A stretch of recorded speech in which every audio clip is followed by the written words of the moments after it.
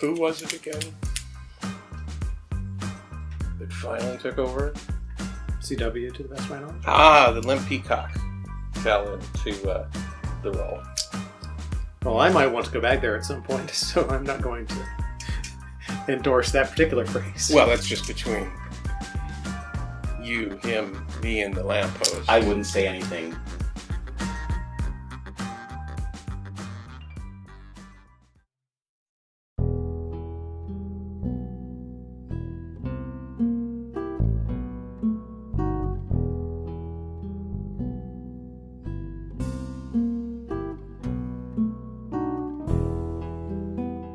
Are either of you fans of the theater?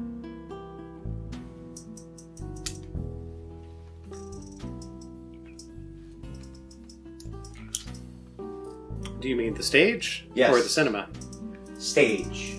And as to the Conclave, as I understand it, it was to serve as a stage for a great play to unfold. Well, I wasn't aware that it was any sort of performance at all. That was the surprise as I understood it, but with Falkenhayn's death, perhaps surprises are no longer operative amongst Ventrue. Perhaps we should speak plainly. Plain speak works for me. I don't like dancing around subjects so much. I'm not much of a performer myself. A great deal of effort was undertook to place Falkenhayn in the position of Praxis in Las Vegas. Were you aware of this? Yes. And were you also aware that he was compelled to call this conclave? That I wasn't. I assumed that it was his own ambitions.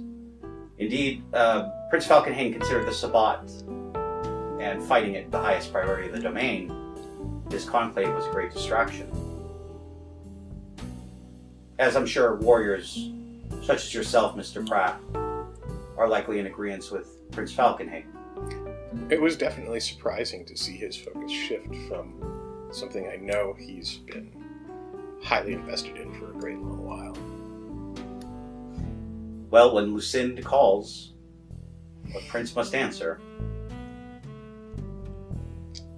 But it is an interesting question why she sought to distract him so with this project, and what kind of stage she requires. Those are bigger questions than I like to ask most of the time.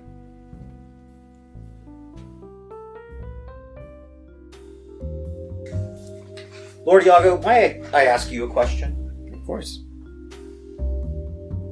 How do you feel about the migration of kindred groups to new domains? Large-scale immigration to a domain.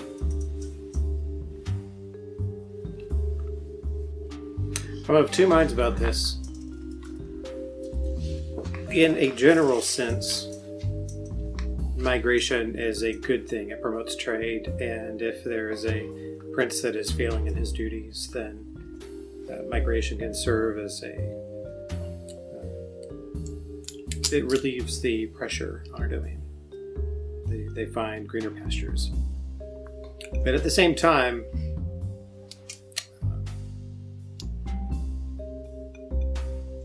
if you have a horde of kindred descending on a city, this can strain the local resources and affect the Masquerade. So it's a double-edged sword. Lord Iago, what would you advise the Prince of Las Vegas or the city to be faced with an influx of new kindred? How many are we talking about? Imagine more than 10. And less than 100. More than 10 is manageable. Once you get closer to 100, then you need to kill like half of them or so. That sounds reasonable. The Masquerade demands A fluctuation of you 10 to 20 reasonable. is manageable. Once you start getting into those higher numbers, that would tax any domain anywhere, even the largest of domains. More so at this moment where feeding is so constrained. It may change once the plague lifts, but at this point there's simply too much scrutiny. They better pack their own lunch.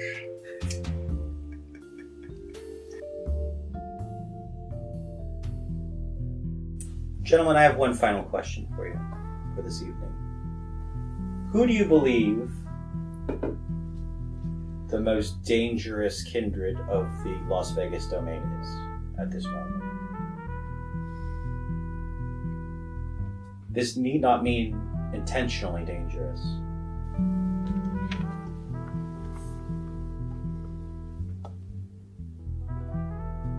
It could possibly be the current prince. There is Ayla Cord. She's a bit of a werewolf hunter, I think. There is, well, the prince, obviously. Whoever the sheriff is now. To be sheriff here, one must have both a personality and some sort of kill streak. You'll have to stop us at some point. There's dangerous, and then there's dangerous to the fate of existence as itself. Well, one never knows where things go off the rails. As a werewolf hunter, I wouldn't worry so much about ending existence. Well, she believes she's doing the right thing. There's no one that's more dangerous than that. It's true. Fear the righteous.